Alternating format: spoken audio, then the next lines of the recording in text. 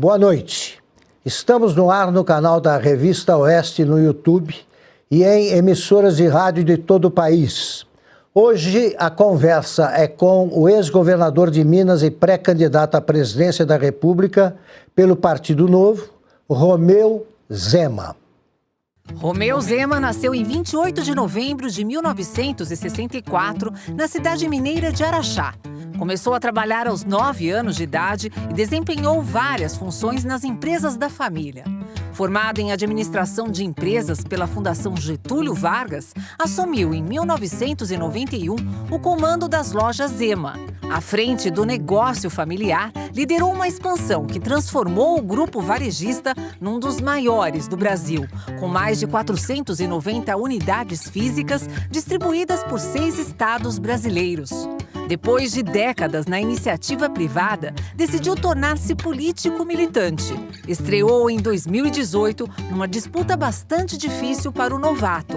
Foi candidato ao governo de Minas Gerais. Elegeu-se pelo Partido Novo no segundo turno, com mais de 6 milhões de votos, desbancando 8 adversários. A grande votação consolidou sua força em território mineiro e garantiu um lugar no grupo das celebridades nacionais. No governo, deu prioridade ao ajuste das contas públicas, à atração de investimentos e às parcerias com a iniciativa privada. Em 2022, foi reeleito no primeiro turno, assumindo a liderança no ranking dos mais populares homens públicos do estado. Em março deste ano, renunciou ao cargo, informando que decidira ser candidato à presidência da República pelo Partido Novo. Pai de 2 filhos, Catarina e Domênico, Romeu Zema é o convidado da conversa de hoje com Augusto Nunes. Minas Gerais é tudo de bom, uai. É só governar não, tem que cantar e dançar uns fandangos também.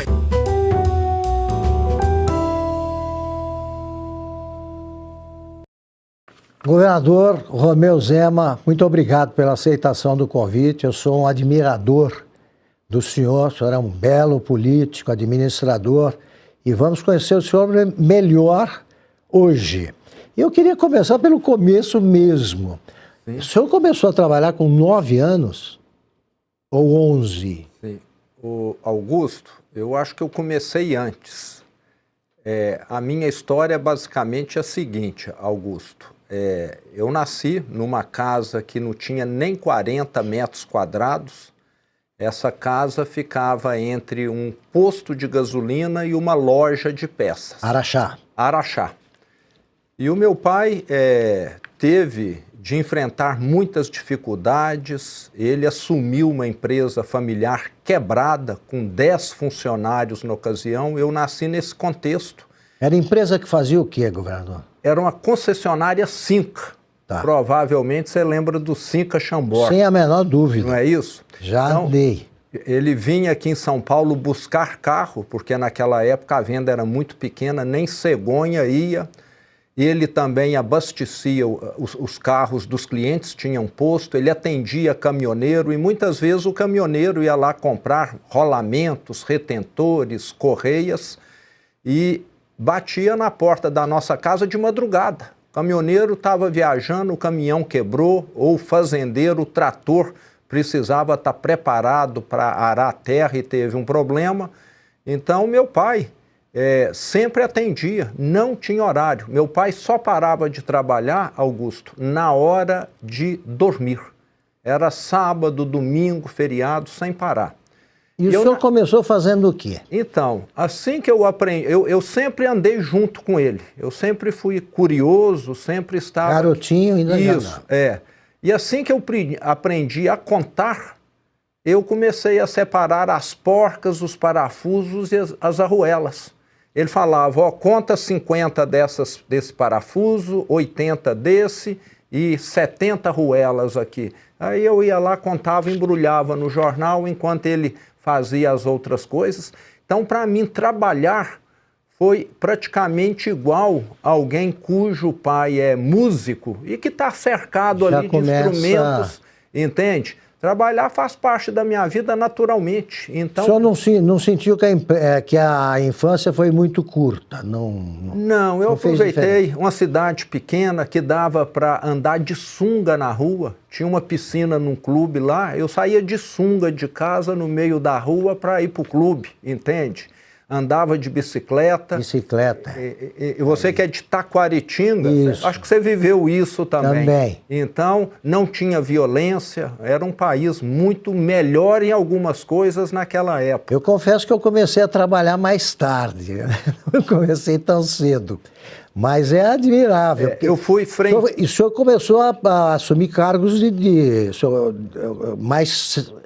mais elevados na empresa, depois o senhor praticamente transformaria isso. Sim, aí o resumo é mais ou menos... Quero ouvir a história, isso. Enquanto eu estava lá, fui crescendo, aí eu já comecei a fazer cobrança, a entregar mercadoria, o cliente queria um rolamento, ele pedia por telefone, eu levava lá para ele também, fazer depósito nos bancos, numa época que tinha muito cheque, muito dinheiro, papel, moeda, então isso fez parte. E eu tive a oportunidade, Augusto, de estudar que o meu pai não teve. Ele ficou órfão com 14 anos. E a empresa numa situação terrível. Então ele teve de assumir a barra. E eu fui para Ribeirão Preto, fiquei 2 anos, depois fiquei 4... Estudando em Ribeirão. Depois fiz GV aqui do lado, durante 4 anos, eu e o meu irmão. E assim que eu voltei, no dia seguinte, formado, eu falei, agora eu vou estar aqui junto com meu pai. Mas aí a vida é cheia de surpresas, né? Ele queria que eu fosse muito trabalhar com ele em concessionárias de veículos, sabe? Você lembra que o Brasil só tinha 4 montadoras, Fiat, Ford, GM e Volkswagen. Exatamente. Durante décadas foi dessa forma aí. Era um bom negócio, porque a margem era boa até os anos 90, mas eu queria desafio. E a concessionária é um negócio um tanto quanto controlado pela montadora. Você não pode sair abrindo concessionárias. Certo. Eu queria um negócio para expandir. E o meu pai tinha adquirido uma loja de móveis e eletrodoméstico sem querer, por imposição do vendedor, quando ele comprou uma concessionária Chevrolet GM. Você deve lembrar da marca Frigidaire, lembro. Que vinha junto. Então, ele comprou aquilo sem querer, obrigado, e nunca deu atenção. Eu falei, eu vou dedicar para esse negócio aqui. Minas Gerais tem muitas cidades pequenas, eu já vi que elas não são bem atendidas, a maioria das lojas só vendem no cheque pré-datado, em 3 pagamentos, nós temos condição de dar mais prazo, fazer no carnê, em vez de ser no cheque pré-datado. E falei, você me empresta o dinheiro para mim abrir mais lojas? Ele falou, empresto. Antes de a gente chegar ao que levaria um grupo, uma cadeia de lojas, vamos ouvir 2 depoimentos de quem conheceu o senhor quando morava em São Paulo.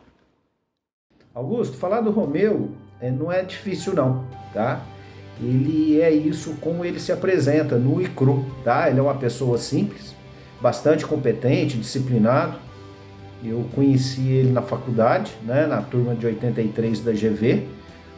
E de lá, e a gente, assim, né, nessa época, a gente criou muita afinidade, fazíamos trabalhos juntos, né, fazíamos esporte juntos, éramos uma turminha do interior.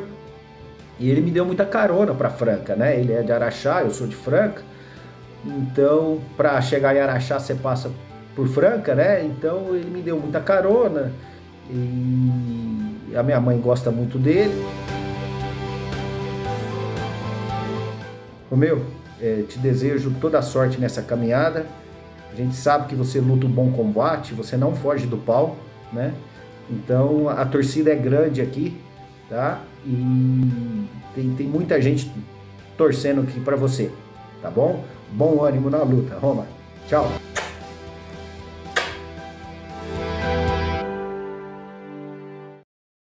Oi Augusto, tudo bem? Conheci o Romeu em 1983, quando nós dois entramos na faculdade de administração aqui em São Paulo, da Fundação Getúlio Vargas. né? E nós viemos do interior, né? Eu vim do interior de São Paulo, ele veio ali do interior de Minas, de Araxá, e nós fomos morar no mesmo edifício, um edifício ali na Rua Pamplona, pequenininho, de um dormitório. E ali a gente fez a nossa formação acadêmica, estudamos juntos, fazíamos trabalho juntos, eram bem próximos, né? Conheci o Romeu com bastante profundidade. E ele sempre foi essa pessoa que tem se mostrado aí, essa pessoa alegre, divertida, pão duro, né? Que não gosta de gastar mesmo. E quando ele foi para a política, ele levou também essas mesmas características do que é importante para nós, né? Para um país que tem visto tanta dificuldade na gestão pública, e ele levou essa experiência dele da área privada para lá, né? E vamos dizer assim, esse pondurismo que ele tem também, o que é bom, né? Porque faz com que as pessoas ao seu lado, os seus secretários, os seus funcionários ali mais diretos também levem essa característica de zelar pelo dinheiro público, né? Pelo dinheiro de todos nós. Romeu, eu espero que você suba a rampa do Palácio aí no dia 1º de janeiro, estamos fazendo força para isso, e que continue sendo essa pessoa que você é, né? Sem mudar, né? Essa pessoa alegre, divertida, trabalhadora e muito competente. Um abraço. Obrigado ao Ricardo e ao Maurício. Faz tempo que o senhor não tem contato com eles ou não? Tive contato com eles 2 anos atrás, nós tivemos um almoço aqui em São Paulo. Teve um evento que um dos nossos colegas patrocinou, organizou, e aí nós reunimos uns 30 colegas da GV. Ótimo. Teve uns 4 que eu não reconheci. Sabe? Que mudaram muito. Alguns mudam mais do que outros, né? Mas sempre a gente muda e alguém vem e faz esses registros. Meu pai não ia à festa assim, porque ele dizia que você está com 30 anos e alguém já vem, está com cabelo branco. O que aconteceu? É assim mesmo. Agora, o ano passado teve um fato interessante. Eu fui a um encontro em Ribeirão Preto, dos meus colegas de ensino médio, Augusto. Nós encontramos pela última vez, nós tínhamos 18 anos, foi quando nós íamos prestar vestibular, e encontramos com 60 anos. Aí não deu para reconhecer ninguém, não. Não deu. Aí não. E ensino médio, nem sempre você mantém muito contato. Eu mantive com alguns poucos contato lá em Ribeirão Preto, mas dos 40 que compareceram, eu reconheci uns 5 só. O restante eu não reconheci. Governador, então quero saber como é que surgiu a cadeia de lojas agora. Então, Augusto, eu falei com meu pai, eu não vou ficar na concessionária de veículos, eu quero abrir loja aonde eu achar que é viável, sem estar pedindo bênção para a montadora, e vi que o negócio de franquia ia me deixar limitado na minha atuação que eu gostaria. E ele me emprestou, Augusto, o recurso necessário. Nós temos várias empresas, e uma empresa que precisa pega emprestado com outra que tem, para não precisar ir a banco, o que faz todo sentido. E peguei o dinheiro, paguei ele direitinho e comecei a abrir lojas lá no final dos anos 1980. Errei muito. Aluguei imóvel ruim, aluguei imóvel caro, aluguei imóvel fora de onde as pessoas vão, mas aprendi. Mas consolidou a cadeia, são centenas de lojas? 470 cidades. Em 6 estados? Em 6 estados, isso. Mais de 5.000 funcionários diretos. E quanto tempo o senhor ficou no comando da cadeia de lojas? Eu fiquei até outubro de 2016. Vai fazer agora 10 anos que eu saí. Eu fiz a opção de sair porque eu comecei a ver na recessão de 2015 e 2016 que não adianta você estudar muito. Eu estudei demais. Eu vim para São Paulo para estudar. Não saí aqui, era só estudar. Não adianta você ser um bom profissional, montar um bom negócio, se você está num país que está afundando, Augusto. Em 2015 e 2016, em vez de contratar pessoas, sabe o que eu tive de fazer? Reduzir o quadro da empresa em 2.500 funcionários. Aí a ficha começou a cair, porque eu sempre detestei política, nunca gostei. Nunca deixei um candidato a vereador, a prefeito, a deputado entrar na empresa. Nunca apoiou ninguém? Nunca apoiei ninguém. O meu pensamento era muito ingênuo e errado. Eu pensava assim, eu estou aqui ralando, a empresa está crescendo, está pagando impostos, está dando certo. Lá no setor público deve ter alguém fazendo a mesma coisa. Quer coisa mais inocente do que essa? Quando foi que a política começou a atrair o senhor? Foi nessa época, a indignação começou. Que ano que era, mais ou menos? 15, 16. Eu, como empresário, fiquei noite sem dormir. Você ter de levantar todo dia para cortar custo, para poder falar. Eu vou ter de dispensar pessoas que estão aqui na empresa há anos. Caso contrário, eu vou ter de dispensar todo mundo, a empresa não fica viável. Foram os piores 2 anos da minha vida, 2015 e 2016. A recessão do Brasil foi a única do mundo. Governo da Dilma Rousseff. Governo da Dilma Rousseff. Lava Jato estava acontecendo, já tinha acontecido Petrolão, Mensalão, mala de dinheiro, refinaria de Passadina, Comperge, Abreu e Lima. Você lembra de todos esses escândalos? Um por ano. Um por ano. Desde 2002, um por ano. E naqueles 2 anos, Augusto, o Brasil foi o único país do mundo que teve recessão. E não foi de 1%, não. A economia caiu 8%. É coisa nossa mesmo. Coisa nossa. Aí eu comecei a ver, não adianta você trabalhar, fazer um negócio bom se você está num país que está afundando. Como é que um empresário bem-sucedido se torna político no Brasil? Como é que o senhor fez? No meu caso, foi muito por inconformismo, por indignação.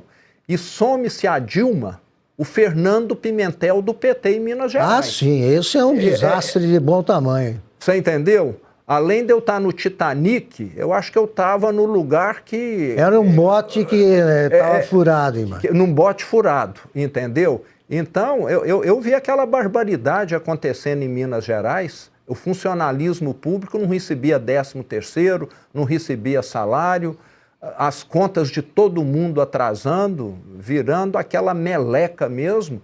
E eu tinha saído da empresa. Eu falei, pelo menos eu vou tentar. Minha chance, eu sei que é muito pequena. Eu disputei aquela eleição de 2018 com o então governador Fernando Pimentel e com o ex-governador Antônio Anastasias. 2 nomes conhecidíssimos em Minas Gerais, com grandes partidos por trás, PT e PSDB, que até então era um grande partido, e eu, novato, num partido pequeno. E qual foi a sua votação e colocação no páreo? No primeiro turno, eu já fiquei na frente, para surpresa de todos. No primeiro? E minha, eu já tive 42% dos votos no primeiro turno. E tudo aconteceu, Augusto, nos últimos 10 dias. Faltando 10 dias para as eleições, eu estava com 12% de... Qual era o seu partido? Partido Novo. Já era o Novo. Já era o Partido Novo.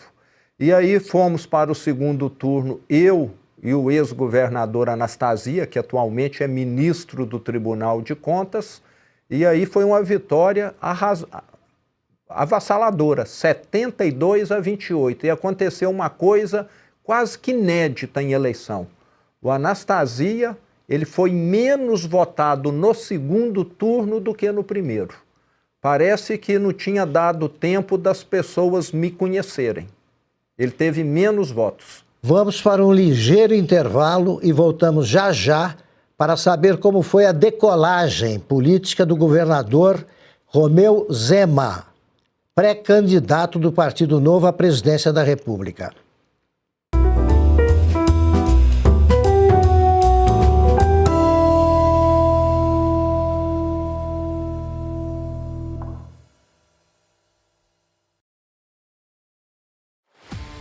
Leia online de qualquer dispositivo a nova edição da Revista Oeste. Confira os destaques. A Moça do Batom. A primeira entrevista de Débora Rodrigues para um veículo de comunicação. Christian Costa conversa com exclusividade com a presa política do 8 de janeiro. E mais. Hora de partir. Augusto Nunes comenta a situação insustentável de Alexandre de Moraes no STF, com crueldade e abusos cada vez mais expostos. Preconceito e ódio não são bem-vindos. Elisiário Goulart Rocha analisa o caso do bar carioca que rejeitou judeus e americanos e alerta para o crescimento preocupante do antissemitismo no país. O melhor jornalismo a um clique de distância. Assine a Revista Oeste e leia agora mesmo. Saiba mais em revistaoeste.com/assine ou pelo WhatsApp 11 91419 8080. Entramos em um ano eleitoral decisivo para o Brasil. E a batalha pela informação já começou. Em momentos como esse, é fundamental ter acesso à informação completa. A Revista Oeste tem um compromisso claro: publicar a verdade, sem concessões e sem se curvar a pressões. Mas, para garantir votos conscientes e furar a bolha das meias-verdades, essa voz precisa ir ainda mais longe. A Oeste precisa se fortalecer. E isso começa com quem entende do que está em jogo aqui. Se informe, se posicione, não fique de fora. É o nosso futuro em jogo. Conto com você. Assine a Oeste.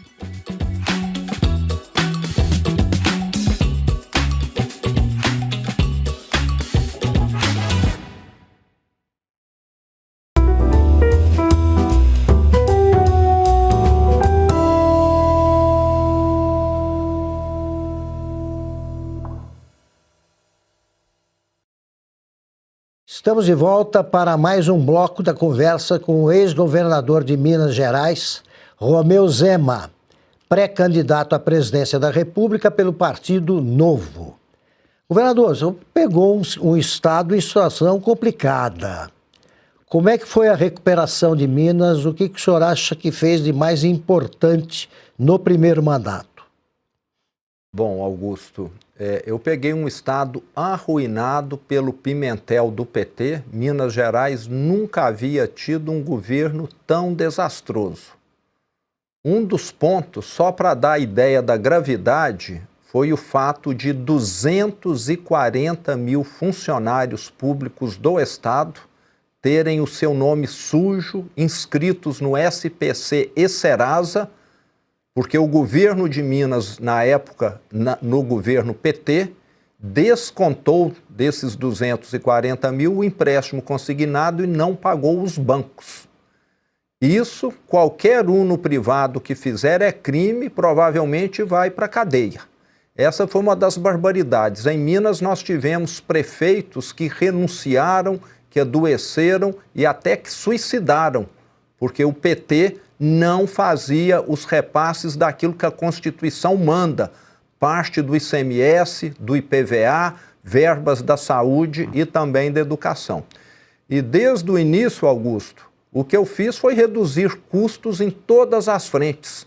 Nós conseguimos enxugar a máquina do Estado, as estatais e as autarquias em quase 50 mil cargos. Como o senhor fez, governador? Qual é o segredo disso?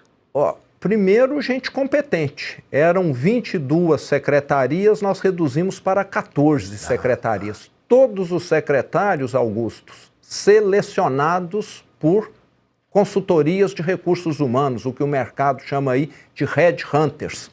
Então, você traz gente competente.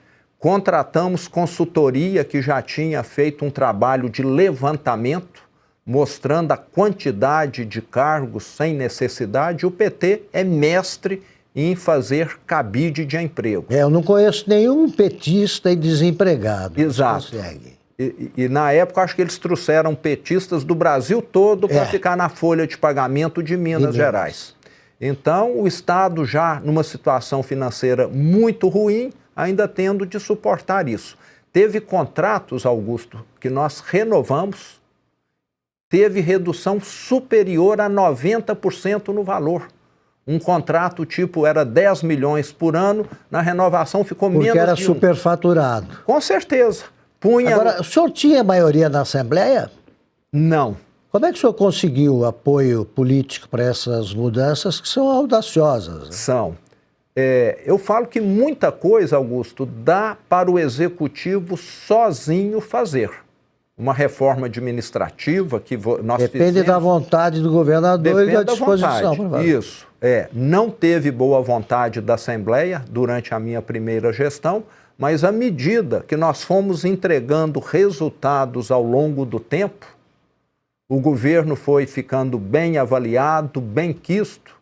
E o que um parlamentar mais quer? Está ao lado de alguém que tem uma aprovação boa. Aí começou a ter a incorporação deles à bancada que apoiava o governo. Exatamente. Aí na segunda gestão já foi mais fácil, mas a primeira gestão que nós tivemos a pandemia, tivemos a tragédia de Brumadinho no primeiro mês do meu governo, foi assim muito, muito difícil. E era fazer coisas, vamos dizer, que não agradam. A folha de pagamento representava 67% da receita do Estado. Agora, recentemente, que ela chegou a 49%, que é o limite legal. Então, o Estado passou o tempo... Eu falo que eu fui um governador, Augusto, que governou 7 anos com a água aqui, entendeu? Era a conta de respirar, não dava para fazer... Como é que o senhor conseguiu, a população entendeu o seu esforço? Porque a sua reeleição foi muito boa, né? O senhor se reelegeu sem problema, no primeiro turno. Primeiro turno, 56%. Quanto a diferença entre a primeira e a segunda, quantos votos mais ou menos o senhor teve a mais? O segundo colocado teve 35, foi uma diferença. E lembrando que o Bolsonaro, na época, lançou o Carlos Viana, que teve lá 8% dos votos. Mesmo ainda apoiado por um candidato forte à presidência. Sim, exato. O partido dele, na ocasião, decidiu lançar o Carlos Viana. Se tivéssemos trabalhado junto na época, eu teria sido reeleito com 65% dos votos. E como é que o senhor continua, por que o senhor continua a governar com água por aqui como seu valor? Muito simples. Mais problemas a resolver, quais eram? O principal deles, Augusto, é a dívida do Estado com a União, entende? Essa é a grande dívida de Minas, são 180 bilhões de reais. É a mesma coisa que alguém casar com uma viúva que tem 10 filhos e está pagando uma prestação alta da casa. Ele vai viver apertado. Quando eu assumi o governo de Minas, o que eu mais escutei foi isso. Você está casando com a viúva que tem 10 filhos, todos doentes, a casa está sem telhado.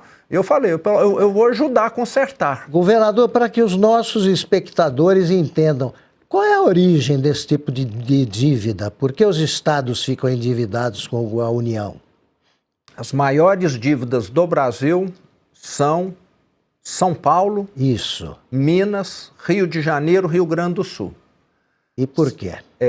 A origem de Minas, eu vou falar de Minas, que é que eu sei, foi devido à liquidação dos bancos estaduais. Benge, Minas Caixa e Banco de Crédito Real de Minas Gerais. Esses bancos foram liquidados lá nos anos 2000. E o governo é que teve de bancar essa conta? E o Banco Central liquidou e o passivo que ficou o governo... Ficou com o governo de Minas. E teve um período muito grande em que o governo federal cobrou juros abusivos. E isso foi se transformando numa bola de neve. Nós estamos vendo agora o problema do BRB lá em Brasília.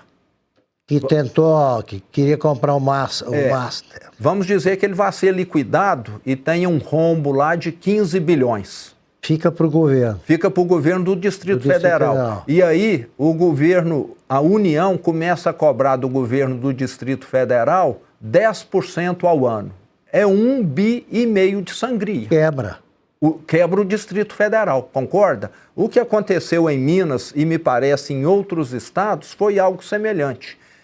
O Estado deve, nós reconhecemos, mas uma dívida que tem esse tipo de origem, ela tem que ser tratada diferente de juros de mercado, porque não foi um dinheiro utilizado para fazer rodovias no Estado, infraestrutura, foi uma herança que vem dos anos 70, 80, 90, devido a gestões ruins dos bancos. Governador, e por que o ministro Gilmar Mendes se gaba de ter ajudado Minas e o senhor teria sido ingrato e tal? Eu não imagino, mas eu queria que o senhor contasse.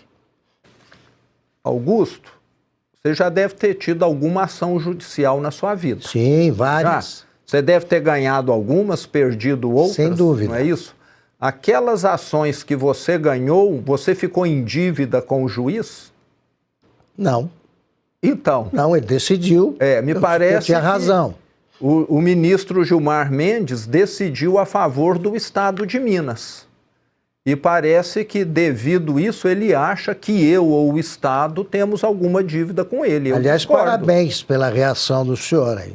Gostei. Você concorda? O judiciário foi feito para tomar as decisões de acordo com a Constituição e com a lei. Eu pensava que ele havia decidido de acordo com a Constituição e com a lei. Agora, pelo que ele tem falado, ele prestou um favor a mim ou a Minas que eu não tinha conhecimento. O senhor não contratou para defender o Estado nenhuma mulher de ministro, advogada? Não contratei. Foi o advogado-geral do Estado, a Advocacia Geral, que fez a defesa, exatamente. Como é que o senhor está vendo esse escândalo do Banco Master? O senhor deu declarações muito interessantes sobre como tratar aí os responsáveis. Eu tenho sido, Augusto, acho que o pré-candidato que mais tem se mostrado indignado com essa farra dos intocáveis. Meus parabéns. Uma farra o que está acontecendo lá em Brasília. São esses servidores vivendo no luxo e o brasileiro vivendo no lixo, né? O que a gente está vendo é exatamente isso. É um distanciamento total da realidade do brasileiro. Perfeito. Esses ministros deveriam conversar, um dia colocar, já que eles não podem andar na rua, não, eles deviam colocar uma maquiagem